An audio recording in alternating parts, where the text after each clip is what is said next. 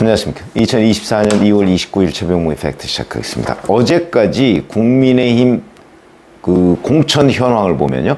지역구가 253개죠. 그 중에서 156개 지역구의 후보를 확정했습니다.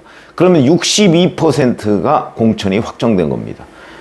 그럼 뭐 이제 상당 부분 이제 중간 지점 반환점을 돌았다 이렇게 충분히 얘기를 할 수가 있는 거고, 156명 공천된 사람들의 평균 연령을 보니까 58.2세다. 4년 전에는 56.5세니까 그때보다 1.7세 오히려 높아졌다. 그러니까 뭔가 한동훈 국민의힘 비대위원장, 50살의 한동훈 국민의힘 비대위원장이 오면서 그 젊은이들로 대거 교체가 이루어질 것이다 라는 예상이 많았는데, 그 예상은 다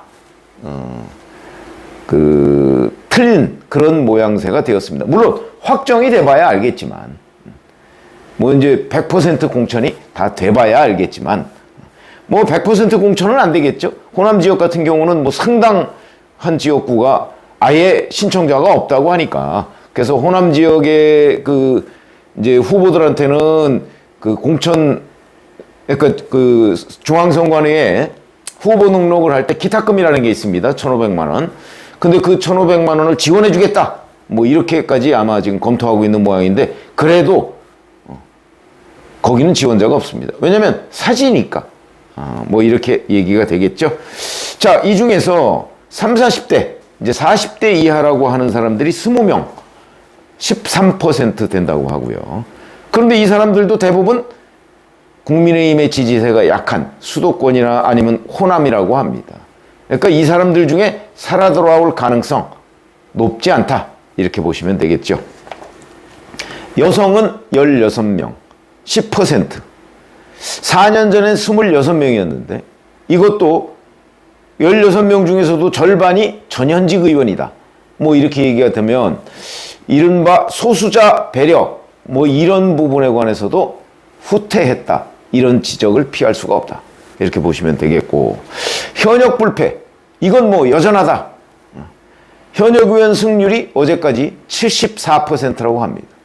근데 이 중에는 현역 의원인 전봉민 의원이 장해찬 전 최고위원한테 졌죠. 부산 수용에서. 그 다음에 조수진 비례대표입니다. 그 지역구가 아니고. 조수진 의원이 그 서울 양천갑에서 구자룡 변호사 비대위원한테 졌죠. 뭐 이런 거는 뭐 꼭 현역 불패의 예외다, 이렇게 얘기할 수는 없고, 이건 뭐 장해찬 전 최고위원이나 구자룡 비대위원의 경우에는 방송을 워낙 많이 탔기 때문에 아마도 방송의 영향이 아니겠는가, 이렇게 보시면 오히려 정확한 분석이 될 것이다, 이렇게 봅니다. 공천이라는 거는 혁신, 쇄신, 뭐 이런 이미지가 수도권 선거 같은 데에 특히 많은 영향을 미치죠. 그래서 사실은 뭐 쇄신 비율, 교체 비율 이런 걸 각 정당이 높이려고 굉장히 노력을 합니다. 아마 이번에 오히려 그 교체 비율은 민주당이 더 높게 될 겁니다. 왜냐하면 민주당은 비명계 지역을 대부분 친명계로 바꾸고, 그 다음에 워낙 이 개딸들의 그 투표 참여율이 높기 때문에 지금 상당한 지역에서 민주당은 친명으로의 교체가 이루어지고 있습니다. 현역 의원 탈락이 민주당이 훨씬 높습니다. 그러니까 민주당에는 현역 불패 뭐 이런 얘기가 안 나오고 있는 거죠. 대신 거기는 비명계 학살 이런 얘기가 나오고 있는 겁니다. 그러나 비명계를 다 만약에 대부분 친명계로 교체했을 때 나타나는 그 어떤 통계상의 모습은 민주당이 훨씬 더 교체를 많이 했네? 그러면 이제 이재명 대표는 그걸 쇄신이라고 주장을 할 겁니다. 혁신이라고 주장을 하겠죠. 혁신 공천이라고. 거기에 또 동의하는 사람들도 꽤 있을 거고요. 그러니까 이제 거기서 탈락한 뭐 서른 의원 등 비명계들은 이제 뭐 새로운 미래에 가든가 아니면 뭐 본인들이 무소속 출마를 하든가 그럴 텐데, 아마 대부분 본인들의 당선 가능성은 별로 없을 것이다.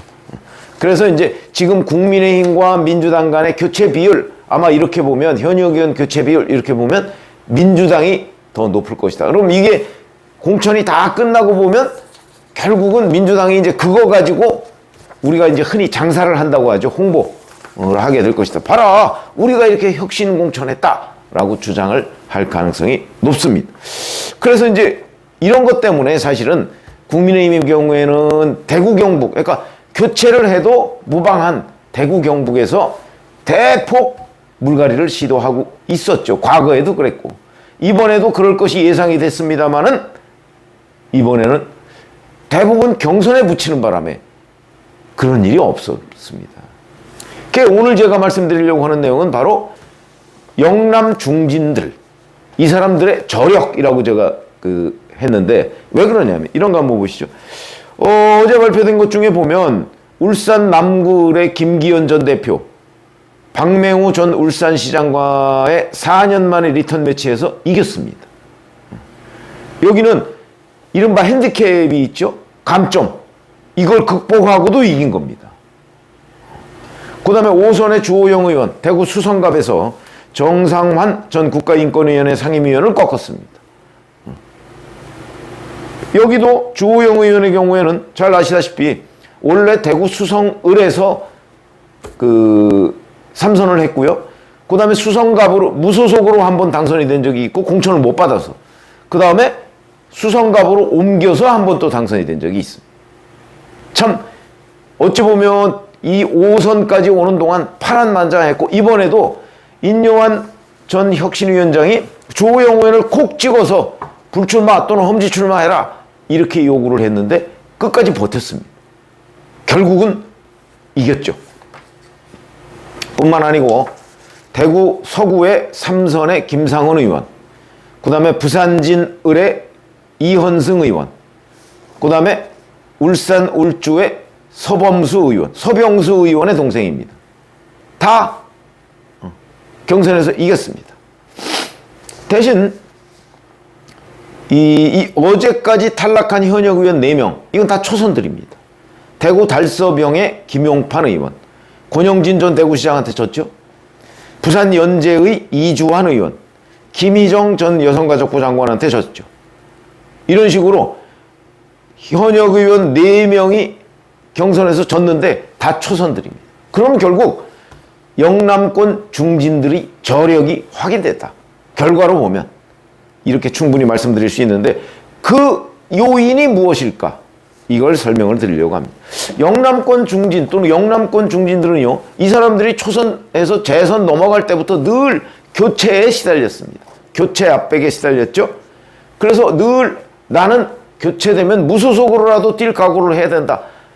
오히려 수도권이나 충청권 같은 경우는 이 교체 압박에서 상대적으로 자유롭습니다. 왜냐하면 수도권이나 충청권에서 그 사람을 교체했을 경우에 당선 가능성이 현저히 떨어져 버리거든요. 근데 영남은 그렇지 않습니다. 예를 들어서 조호영 의원이 초선에서 재선으로 넘어갈 때 그 대구 수성을에 조호영 의원 교체하고 다른 사람 만약에 공천했다고 해보시죠. 아마 공천자가 당선이 됐을 겁니다. 그런데 조호영 의원이 그 지역에서 계속 교체 압박을 견뎌가면서 당원들을 자기 중심의 사람들로 채우고 뭐 이렇게 해서 지금은 아성을 이루고 있는 거죠. 그러니까 누가 도전해도 이제 심지어는 무소속으로 본인이 나가도 그 국민의힘 판이라는 대구 경북에서 살아남을 수 있을 정도의 경쟁력을 갖췄다. 이렇게 평가를 해야 되는 겁니다. 김기현 전 대표 마찬가지죠. 그러니까 어찌 보면 지금 한동훈 지도부에서 함부로 못 건드린 거죠. 생각 같아서는 주호영, 김기현 뭐 이런 사람들 다 공천 탈락시키고 그 지역에 뭔가 내리꽂기로 좀 젊은 사람들 또는 신선한 사람들을 하고 싶은데 그럴 경우에 이 사람들이 탈당해서 무소속으로 출마하면 자칫 잘못하면 이 사람들이 당선될 수도 있고 이 사람들이 당선되면 그나마 나은데 민주당한테 헌납할 가능성이 있다는 거죠. 의석 하나를. 그 위험성 때문에 과감한 시도를 한동훈 지도부가 하지 못했다. 그 얘기는 뒤집어 보면 그걸 하지 못하도록 이 사람들이 그 지역구 관리를 탄탄하게 했다는 얘기가 되는 겁니다. 이게 저력이죠. 반면에 초선들은 그런 거 저런 거 제대로 못하고 있다가 도전자에게 이번에 꺾이게 된 이렇게 볼 수가 있고요. 물론 이런 것도 있을 수 있습니다. 이 사람들의 저력 중에 하나는 본인을 아주 강요를 해서 공천에서 탈락시킬 정도가 되지 않도록 이른바 공천권자의 줄을 댔다. 뭐 이것도 제가 확인할 수는 없지만 가능성 높다고 봐야죠. 예를 들어서 김기현 전 대표 같은 경우 윤석열 대통령으로부터 직접 불출마 내지는 험지 출마 압박을 받은 사람입니다. 그러면서도 버텼죠.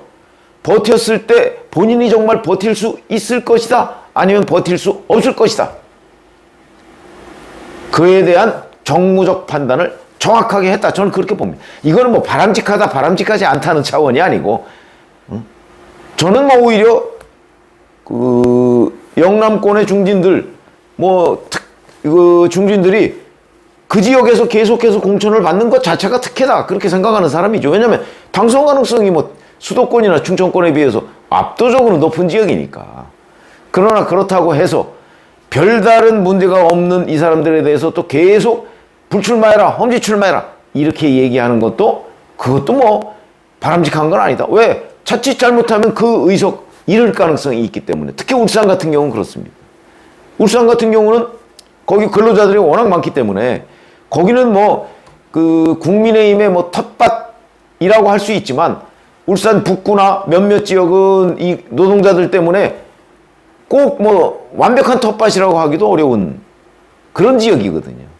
그런 지역을 지켜내고 심지어는 무소속 출마를 해도 나는 당선될 수 있다라고 할 정도로 지역구를 탄탄하게 관리했다는 것은 우리가 저력으로 평가를 해야 되는 것이다. 그리고 그 뭐 4선, 5선이 될 때까지 본인이 꾸준히 결국 이게 당원과 여론조사로 하는 거 아닙니까? 그러니까 당원을 자기 우호 세력으로 모아놨다. 뭐 그것도 능력이다 이렇게 해야죠. 그거 못한 사람들이 경선에서 떨어지는 거 아니겠습니까? 나름대로 그런 것들이 있고 버텼을 때 본인이 그 압박을 견딜 수 있다는 정무적 판단 뭐 이런 것도 가능하다. 뭐 여기에다가 한동훈 지도부가 그 여러 가지의 걱정거리 때문에 과감한 교체 이걸 하지 못했다. 이런 얘기가 되는 거죠. 그래서 영남 중진들의 저력 뭐 이런 것들은 우리가 바람직하다 여부를 떠나서 평가할 부분은 또 평가를 해야 된다. 대신 이런 부분에 관해서 이른바 감점 뭐 이런 것들이 다소 미흡했던 것 아니냐 하는 지적은 피할 수가 없고, 이러다 보니까 전체적으로 보면 이 당이 평균 연령이 높아지고 어쩌고 하면서 다시 꼰대 정당 뭐 이런 이제 비판을 받을 소지가 커진 건 사실이죠. 아마 그런 부분은 또 한동훈 비대위원장도 아마 인식을 하고 있는 걸로 보입니다. 그러니까 이제 영남권 일부 몇 개 지역의 국민추천제, 또 서울 강남의 국민추천제 같은 걸 이제 도입하려고 하고 있고, 그거는 아직 뭐 구체화되지는 않은 것 같은데 그런 걸로 일부 희석을 하고, 또 하나는 비례대표로 희석을 할 수도 있겠다. 이렇게 뭐 여성이나 30, 40대 뭐 이런 부분이 지난 4년 전보다 오히려 후퇴했다. 이거를 비례대표에서 만회를 할 수가 있겠죠. 그래서 최종적인 뭐 꼰대 정당이냐 아니냐 뭐 이런 것들은 이제 비례대표까지를 포함해서 최종 통계를 봐야 될 것이다. 그렇게 된다면 비례대표에서 젊은 층, 여성 이런 사람들이 공천받을 가능성, 뭐 비례대표는 이제 여성, 남성 뭐 이런 식으로 되게 하니까 뭐 그거는 어떻게 크게 좌우할 수가 없겠지만 적어도 40대 이하 뭐 이런 쪽에 쇄신 이미지를 비례대표에서 조금 더 많이 넣을 수는 있겠다. 그렇게 되면 전체적으로 균형을 맞추겠죠. 아마 그런 아이디어도 나오지 않을까 이렇게 예상이 됩니다. 고맙습니다.